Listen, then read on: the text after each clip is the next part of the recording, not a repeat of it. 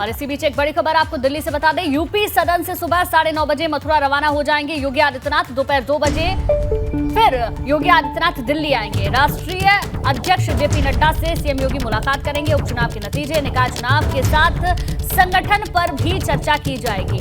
तो हाल ही में जल्द ही नगर निकाय के चुनाव होने वाले हैं और उसको लेकर प्रबुद्ध सम्मेलन जगह जगह पर योगी आदित्यनाथ ने किया है और मथुरा बचा है। मथुरा से पहले बनारस में, वाराणसी में प्रबुद्ध सम्मेलन किया था और आज प्रबुद्ध सम्मेलन मथुरा में होगा, जिसके लिए यूपी सदन से सुबह 9:30 बजे के करीब यानी कि अब से कुछ ही देर बाद योगी आदित्यनाथ निकलेंगे और दोपहर 2 बजे फिर से दिल्ली आएंगे।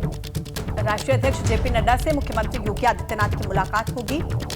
उपचुनाव के नतीजों और साथ ही साथ आने वाले निकाय चुनाव और संगठन पर भी देखिए चर्चा होने की पूरी संभावना, यानी कि कुल मिलाकर कई महत्वपूर्ण ऐसे मुद्दे जिन पर चर्चा होगी। ज्यादा जानकारी के साथ अविनाश तिवारी इस वक्त हमारे साथ जुड़ गए।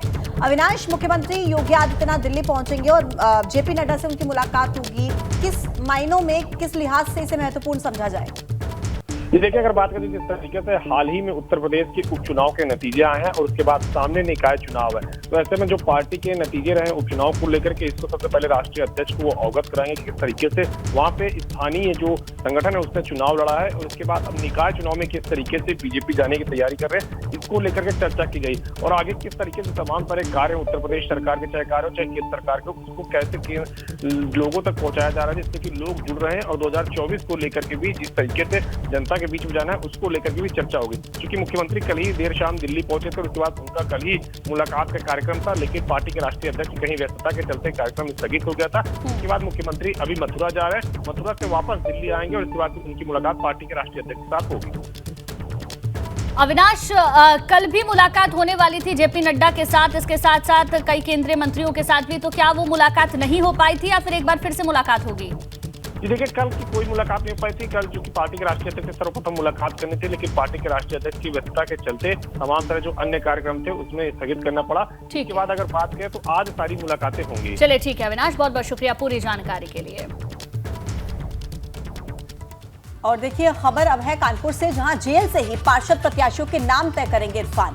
सीसामऊ विधानसभा क्षेत्र में 19 वार्ड प्रत्याशियों के नाम तय होंगे। जेल जाकर इरफान सोलंकी से लिस्ट लेंगे सपा के पर्यवेक्षक। सांसदों, विधायकों और पूर्व पदाधिकारियों से लिस्ट मांगी गई है और जेल के अंदर से ही पार्षद प्रत्याशियों के नाम को फाइनल करेंगे इरफान। सीसामऊ विधानसभा क्षेत्र के 19 वार्ड प्रत्याशियों के नाम तय होने हैं और ज्यादा जानकारी के साथ रतीश इस वक्त हमारे साथ जुड़ गए हैं। रतीश, जेल से ही इरफान सोलंकी नजर आएंगे ये वार्ड प्रत्याशियों के नाम तय करते, हालांकि उनकी खुद की मुश्किलें बढ़ती नजर जरूर आ रही है।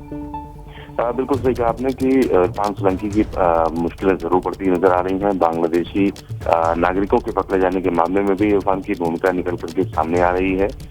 लेकिन इस बीच खबर यह है कि समाजवादी पार्टी का जो पर्यवेक्षक दल है वो जेल में जाकर इरफान सोलंकी से मुलाकात करेगा, क्योंकि सीसामऊ विधानसभा क्षेत्र पिछले 25 सालों से समाजवादी पार्टी के पास है और इरफान सोलंकी और उनके परिजन ही यहाँ से जीतते आए हैं। 19 वार्ड सीसामऊ विधानसभा के अंतर्गत आते हैं और ऐसे में वो सभी पार्षद, प्रत्याशी और दावेदार जिनको जो जिताऊ होंगे उनके बारे में इरफान से बेहतर और कोई नहीं जानता। शायद इसीलिए समाजवादी पार्टी का पर्यवेक्षक दल जेल जाएगा और इरफान सोलंकी से मुलाकात करते हुए उनके पसंदीदा जिताऊ उम्मीदवारों पर मंथन करेगा और उसके बाद लिस्ट जारी करेगा। जी शुक्रिया रतीश पूरी जानकारी के लिए आपका।